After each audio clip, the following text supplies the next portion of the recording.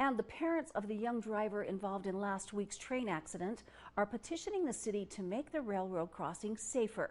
They say despite the way the story has been spun, this isn't a tale of a reckless teenage driver. Local News 8's Seth Ratliff talked to the driver, who says he couldn't tell a train was coming until it was too late.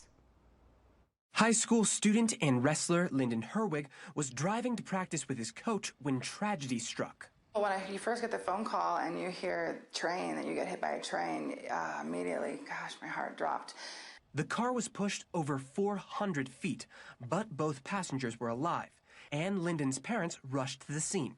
Just looking at the scene, it was pretty scary to see the damage of the vehicle and how severe that was, and not really knowing, the condition of your son, and then having the paramedics and people come up to us just saying, hey, he's okay, but I just want you to know, this was a miracle. As soon as the shock and the adrenaline wore down, Lyndon was very much in a severe pain.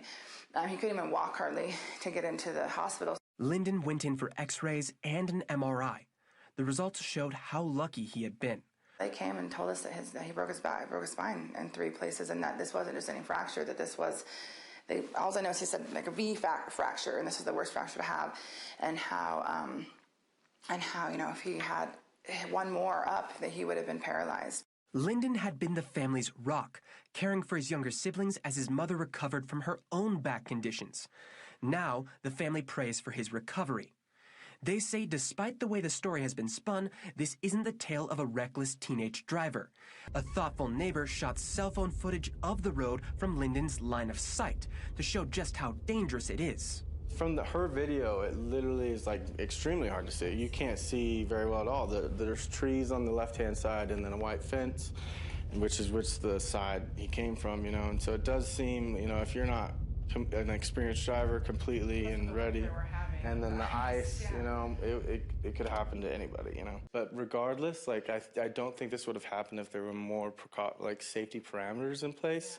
Since the accident, nearly 100 people, including former Iona police officers, have approached the family, petitioning the city to add stop signs and railroad crossing arms at the intersection.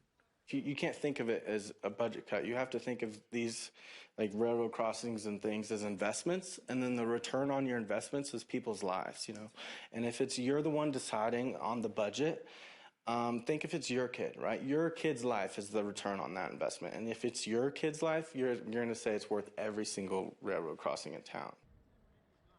In Iona, I'm Seth Ratliff. Now, Lyndon's parents have organized a GoFundMe page to help support the family during his recovery. For more information on Lyndon's recovery or how to get involved, you can visit localnews8.com.